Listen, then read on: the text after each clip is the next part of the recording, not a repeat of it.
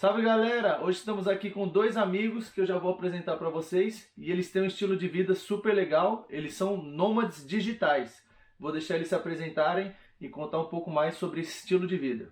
Eu sou o Áureo, eu tô trabalhando aí como nômade digital desde 2018, já tem um tempinho aí, já mesmo antes do Covid. Eu sou brasileiro, eu nasci em Brasília, morava em Florianópolis e comecei essa vida aí e não paramos até agora, né?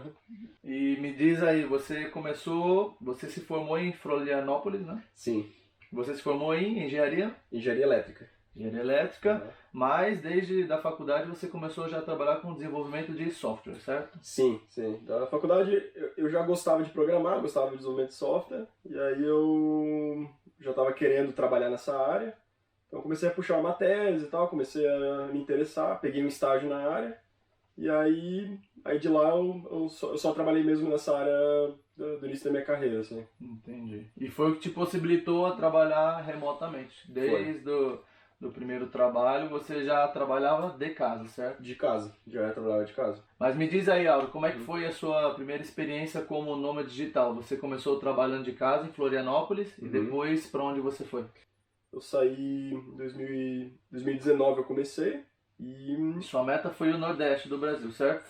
a meta era sair de Florianópolis e cruzar toda a costa brasileira até o Nordeste. E aí você começou por Porto Seguro, né? Eu saí de carro, de Floripa. Na época, com o meu golzinho 1.0, eu fui subindo, fui passando, eu passei Curitiba, São Paulo, Rio. Aí, realmente, de primeira, assim, do Nordeste, foi Porto Seguro. Lá você ficou num hostel, né? Fiquei no hostel, Airbnb também, mas era hostel. Aí conheci muita gente legal no caminho também. Acaba que conhece muita gente que estava também numa jornada similar. E aí, depois que você começa, você apaixona, né? E aí, você subindo pelo Nordeste, você conheceu a Verônica em Recife. Recife. Sim. Agora a Verônica vai se apresentar finalmente. Ela fala português também. Oi, eu sou Verônica, eu sou da Polônia, na verdade sul da Polônia, e o nome da minha cidade é Czechowice-Dziedzice. Czechowice-Dziedzice. É mais difícil, mas sim, é cidade pequena. Fica aqui no sul da Polônia, certo? Sim, no sul da Polônia. Ah, esqueci de falar também, pessoal, nós estamos agora aqui nos Tatras, no sul da Polônia, nas montanhas, um lugar que a gente adora, a gente já compartilhou aí no canal, e a gente vai passar o Réveillon aqui. Estamos gravando aqui no dia 30 de dezembro de 2022. E eu conheci Áureo no Recife, porque eu morei com minha amiga Júlia, amiga polonesa, na zona mais rural do Recife, próximo da floresta, na verdade próximo do Arena de Pernambuco. E sim, eu conheci Áureo no Brasil e ele perguntou para mim, você queria viajar comigo assim, para mais norte? Eu sei, sim, claro, vamos viajar juntos. Então isso foi 2020 já? Já era 2020. E aí vocês se conheceram um pouco antes da pandemia, certo? Sim. Um mês antes. Isso foi em fevereiro. E aí vocês continuaram viajando juntos, morando nesse sistema de Airbnb, até que chegou a pandemia, e aí vocês deram um break, certo? E aí veio a pandemia, vocês pararam de viajar, vocês estavam em Natal, certo? Isso. No Rio Grande do Norte. E aí vocês vieram para a Polônia, e aí vocês começaram uma outra etapa que foi trabalhar remotamente, mas morando aqui na Polônia, certo? Exatamente. Aqui vocês fizeram um ano, foi isso? Foi. A gente chegou na Polônia em junho de 2020. Eu tinha o passaporte italiano, que ajuda bastante, né, nesse processo. Isso é bom falar, né? Que a Polônia, se você não tiver nenhum passaporte europeu, você só pode ficar 3 meses como turista. Isso é uma coisa legal, que quem tiver a oportunidade de pegar documentos da família e tudo, abre muita porta. E aí deu certo, a gente veio, né? Foi junho de 2020, aí a gente ficou, como ainda estava durante a pandemia, a gente acabou ficando mais pela Polônia mesmo, porque tinha restrição. E aí conhecemos algumas cidades da Polônia, né? Cracóvia, o norte da Polônia, que é bem bonita, mas ainda dentro da Polônia. Aí vocês fizeram essa temporada de Polônia e aí vocês começaram a temporada Europa, né? Que foi esse último ano agora, os últimos 7 meses. Vocês compraram um carro aqui na Polônia, colocaram as coisas lá, a cadeira de escritório, tudo dentro do carro e foram conhecer alguns países daqui da Europa, certo? Quais são os países? Qual o caminho que vocês fizeram? 2021, ali foi maio, né? 2021. A gente decidiu fazer Itália. A gente queria muito conhecer a Itália, sempre sonhou em ir pra Itália e tal. E como já estava chegando, né, perto do verão, a gente achou que seria bem divertido a gente, né, fazer alguns meses na Itália. Então a gente saiu, aí nisso a gente já estava mais ou menos com uma infraestrutura de trabalho remoto. Então algumas coisas que pra gente fez muita diferença foi, por exemplo, a cadeira de escritório. A gente leva com a gente 2 cadeiras de escritório grande, que é pesada, um pouco difícil de montar e tudo, que pra gente, a gente percebe como essencial, assim, não é fácil trabalhar 8 horas em ambientes diferentes, em Airbnbs, em apartamentos diferentes, que você não sabe se vai ter boa cadeira, boa mesa, né? E isso pra gente é uma diferença muito grande. Entendi. Depois da Itália teve também França, teve Bélgica, teve Alemanha, que mais? Espanha e Portugal. Sim, sim. E a gente se conheceu em Varsóvia. Primeiramente, eles nos procuraram pelo Instagram. Isso é até uma história curiosa. Eles ficaram sabendo da gente na Bahia, enquanto o Áureo estava passando a temporada lá em Itacaré, que foi um lugar que a gente gostou muito. Quem assistiu os vídeos aí sabe. E aí um amigo nosso, o pessoal da Monareta lá, que tem um hostel lá, falou da gente. Falou, acabou de passar aqui também um casal de brasileiro e polonês. E aí eles procuraram a gente no Instagram. E depois de um tempo a gente se conheceu em Varsóvia. Então beleza, essa foi a aventura deles. Eles fizeram uma temporada no Brasil, depois aqui só na Polônia, depois pela Europa, sempre ficando em Airbnbs e trabalhando de dentro de casa, trabalhando 8 horas para uma empresa fixa, normal. E aí isso vem a grande pergunta, porque a gente tem uma imagem dos nômades digitais na internet, que são aqueles caras com computador na beira da praia, trabalhando na piscina. E aí eu quero saber do Áureo e da Verônica se isso é realmente verdade, se essa é a vida do nômade digital, ou se isso é pura fake news, se é só foto para colocar no Instagram. Na verdade, eu acho que é um pouco fake news, assim, especialmente se você trabalha 8 horas por dia, 5 dias por semana, né?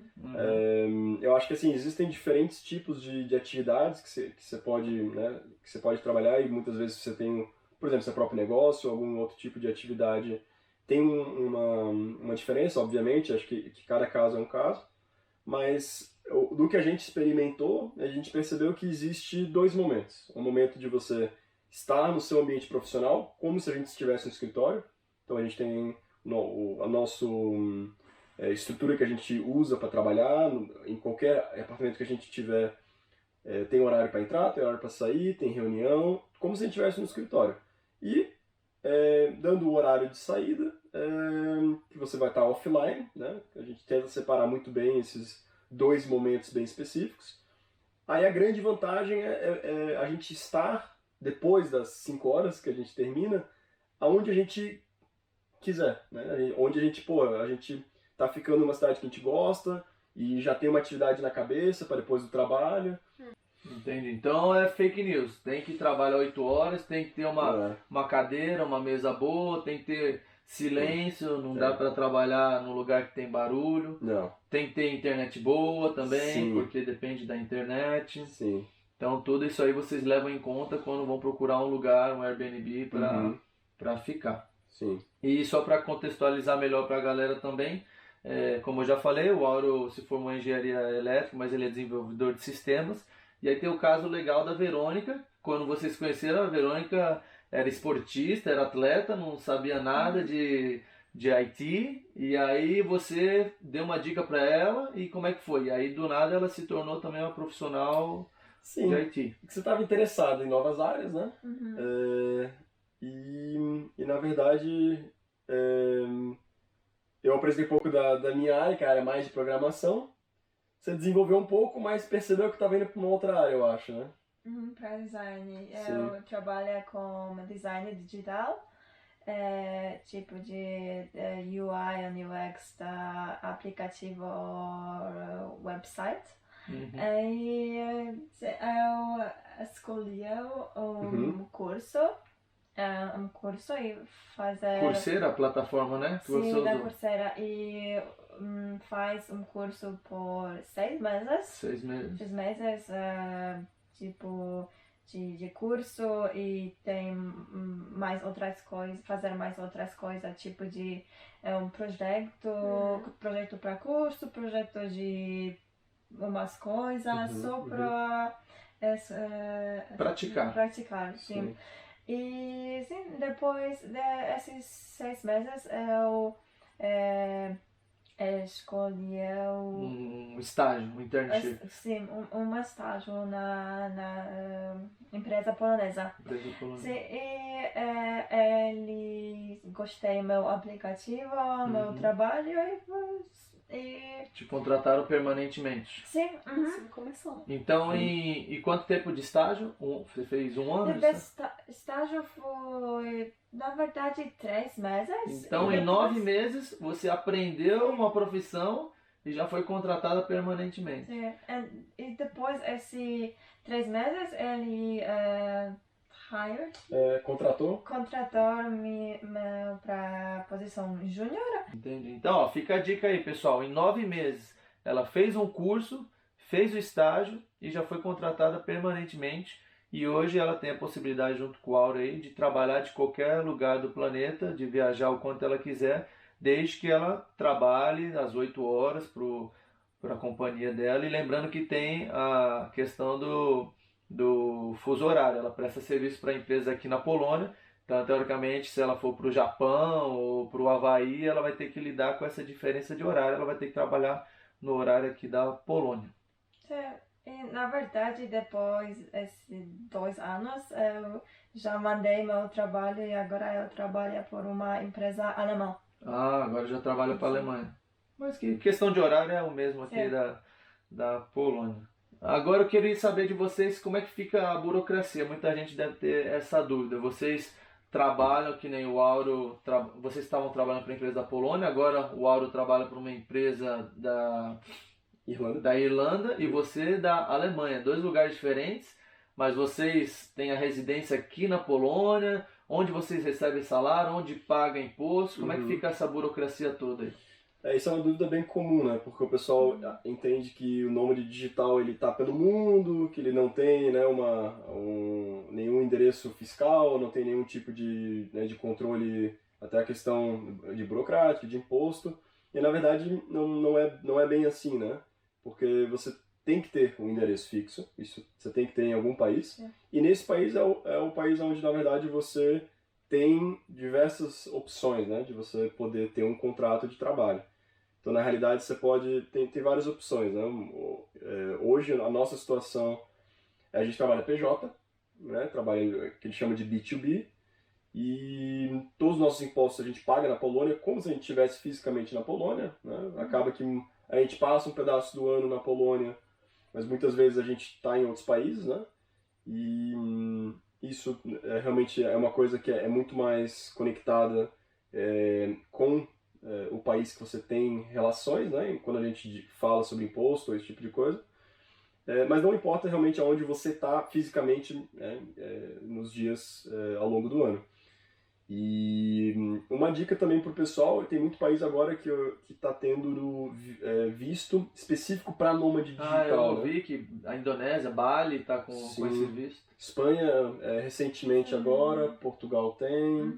Diversos países da União Europeia, não precisa ter a cidadania europeia, não precisa ter nenhum tipo de documento extra, basta ter um contrato de trabalho com salário fixo, e os governos, na verdade, estão incentivando muito a pessoas de diversas nacionalidades virem para o país, e, na verdade, né, realmente poder estar naquele país com todos os documentos, só necessitando realmente ter o contrato de trabalho remoto.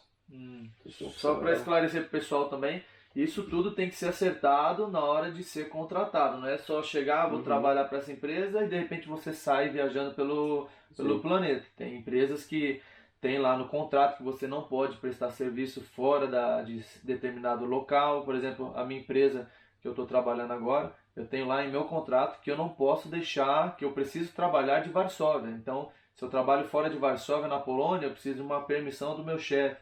Se eu for sair da Polônia, é proibido, porque o meu computador ele é rastreado pelo cliente para quem eu presto serviço. Então, é bem burocrático. Quando você procurar o trabalho, você tem que especificar que você quer ser 100% remoto e que o seu contrato não deixe nenhuma brecha para que ele possa, de repente, te despedir por trabalhar de uma localidade que não foi pré-estabelecida. Agora eu queria perguntar para vocês quais foram as maiores dificuldades de se trabalhar em vários lugares diferentes. O que vocês viram que precisava ter mais atenção para olhar no Airbnb? O que vocês aprenderam com o tempo? Eu acho que assim, uma coisa que tem que tomar muito cuidado para qualquer nômade digital, a primeira coisa é a conexão de internet. Né? Isso na verdade é uma coisa que parece, a gente quando tem a nossa casa, né, o nosso plano de internet, a gente nem imagina a possibilidade de estar offline, de não ter conexão de internet. Mas quando você está numa situação de que você está mudando de ambiente constantemente, as variáveis mudam. Né? Então, as possibilidades de você entrar num risco de perder conexão são várias. Porque você está num novo local, você não sabe o que pode acontecer naquele local, você não sabe o que pode acontecer com aquela cidade que você está, que é uma cidade, uma outra situação. Então, enfim, os riscos aumentam. Então, a primeira coisa que eu posso dizer é, no Airbnb, o Airbnb, não sei se todo mundo sabe, mas você pode entrar em contato com o proprietário antes de finalizar o aluguel. Então você tira dúvidas antes de dar o check-in ali, de Exatamente. fazer a compra do lugar. Exatamente, isso é essencial. Então, primeira pergunta que a gente sempre faz, qual é a qualidade do Wi-Fi, se é bom para trabalho. Já fala, estamos indo para trabalhar durante um mês, 2 meses, preciso que seja bom, senão eu vou cancelar. Sim, tem que ser a primeira coisa. Ou na verdade, realmente você nem vai em frente com aquele aluguel, né? Então, essa é a vantagem do Airbnb. Então, usar esse chat previamente para certificar de que vai... E não só para você se certificar, mas se o proprietário informar que sim, que a internet é boa, isso fica registrado no chat do Airbnb. Se por acaso você precisar trocar ao perceber, depois do check-in, que a internet realmente não é boa, você tem uma prova de que você consultou antes, que o proprietário afirmou que a propriedade tinha um Wi-Fi adequado, e se não tem, é muito mais tranquilo o processo de você pedir, por exemplo, um reembolso do Airbnb, porque estava registrado a conversa e tudo dentro da plataforma do Airbnb. É uma outra dica que a gente dá, que na verdade eu acho que é bem importante, é tentar ao máximo possível, isso inclusive está nas diretrizes do Airbnb, manter a conversa dentro do chat do Airbnb. Então, não migrar para o WhatsApp, não migrar para um e-mail, até que muitas vezes pode parecer mais confortável, né? Me passa o teu número, vamos conversar por fora e tal. Só que aí você perde a capacidade do Airbnb. O registro, né? O registro das informações. Se tiver qualquer problema, tanto do lado, não só para quem é nômade digital e está alugando, mas para quem é proprietário e está alugando para um nômade digital, também ter a segurança de que as coisas vão ser cumpridas conforme as regras do local também. Isso se diz em caso de disputa, né? Se alguém quis cancelar por algum motivo e acionou o suporte vai ler todo o chat, vai ver as informações trocadas e vai ter um veredito. Vai falar, ó, esse cara tem razão porque está aqui escrito tudo que ele entende. Então isso é essencial e a gente inclusive já precisou fazer isso uma vez. Isso já aconteceu já. E foi assim, muito tranquilo porque o proprietário, na verdade, ele tinha uma internet que era de rádio, então ele entendia que poderia ser suficiente. A gente chegou, não era suficiente, e de forma tranquila, eu conversei com o proprietário, falei, olha, pra gente, acho que a gente vai ter que realmente procurar um novo, vou conversar com a Airbnb, de repente eles podem me reembolsar, e sem a multa de cancelamento, porque muitos anúncios têm regra de cancelamento. Então se você, por exemplo, um mês antes, você pode cancelar, mas se você já entrou na propriedade, né, menos de um mês, menos de uma semana, você não tem direito, teoricamente, ao reembolso total. Mas se você tem tudo registrado e tem um motivo correto de por que você está realmente trocando de Airbnb, no nosso caso, teve reembolso de 100%, a gente pode procurar um novo local, tranquilamente, sem grandes problemas. Além da internet, tem alguma outra dica, por exemplo, para procurar barato, não ficar nos centros das cidades? Que outras dicas vocês poderiam dar? Eu acho que assim, são várias variáveis, né? Porque uma das variáveis é a questão do transporte. Se você tem um transporte principal por carro, trem, ou se está de ônibus, ou enfim, isso é uma coisa que tem que levar em consideração. Grandes centros são um pouco mais movimentados, um pouco mais agitados, é mais difícil encontrar estacionamento, encontrar até preços melhores, então normalmente a gente sempre fica fora dos grandes centros.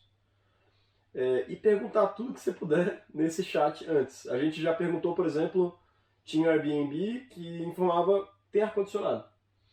Então a gente perguntava, o ar-condicionado está funcionando?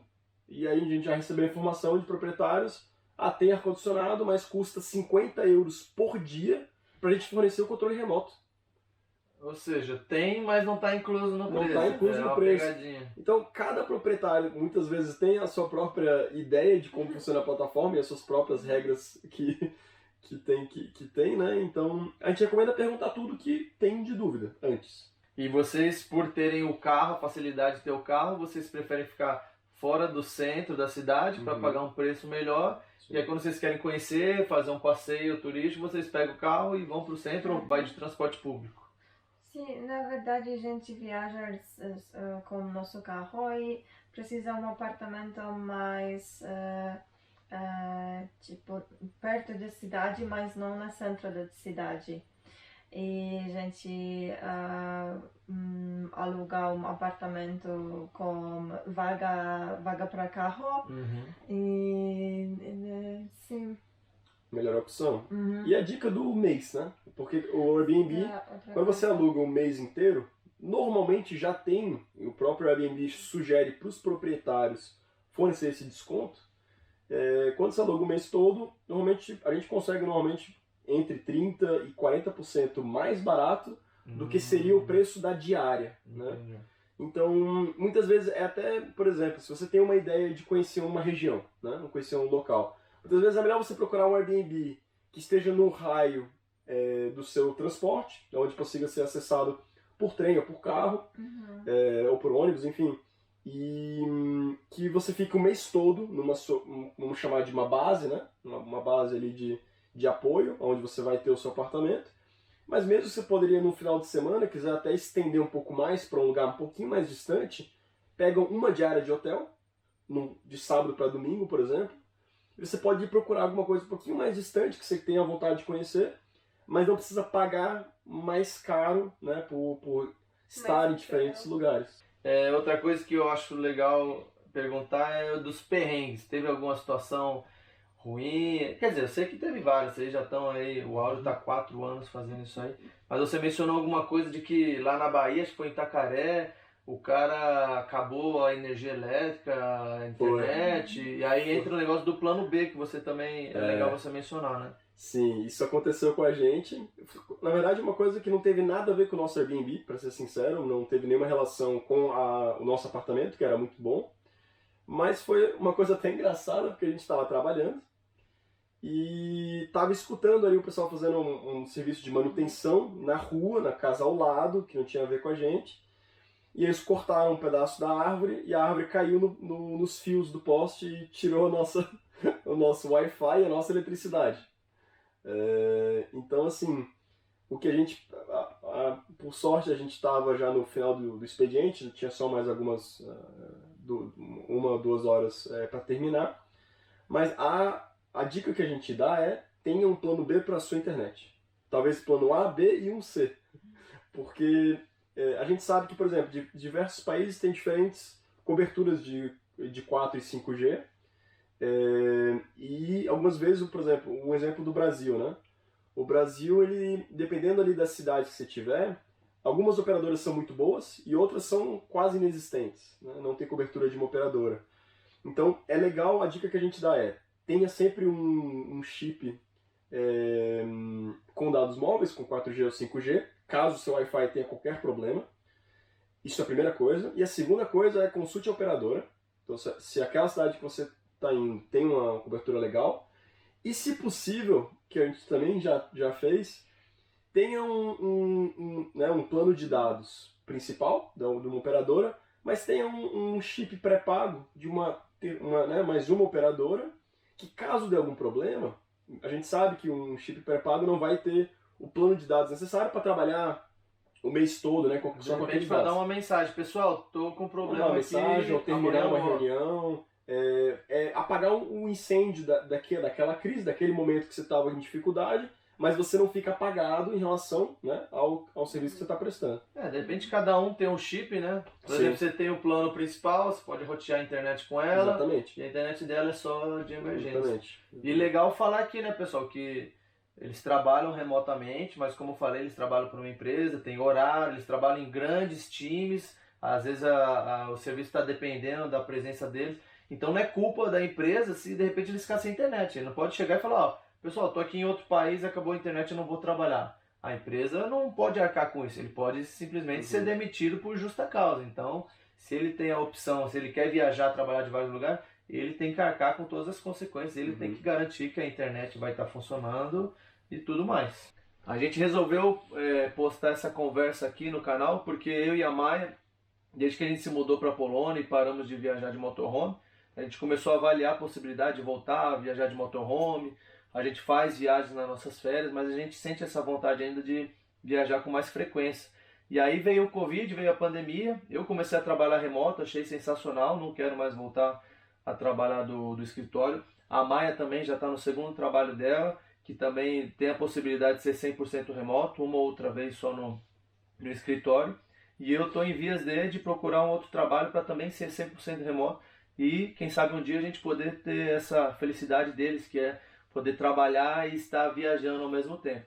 O Auro já acabou de desmentir, não é como as pessoas pintam por aí, você não está lá na praia curtindo o tempo todo e trabalhando de qualquer jeito.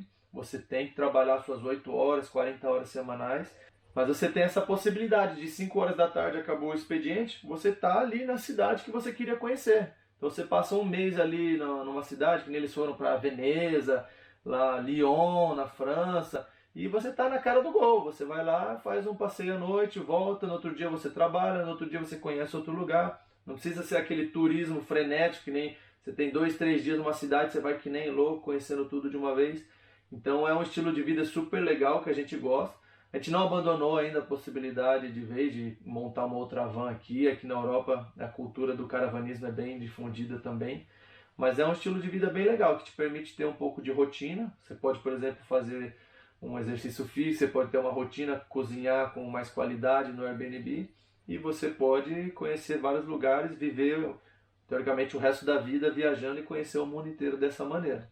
Então tá aí, mais essa dica para vocês, o Auro e a Verônica, mostrando que você não precisa ser aquele nômade digital que se diz na internet, ter o seu próprio negócio, trabalhar com rede social. Você pode continuar aí no mundo corporativo, trabalhando para grandes empresas, tendo o seu salário fixo garantido e morando em diferentes lugares, escolhendo estrategicamente cidades aí pelo mundo, desde que tenha internet boa para você prestar o seu serviço.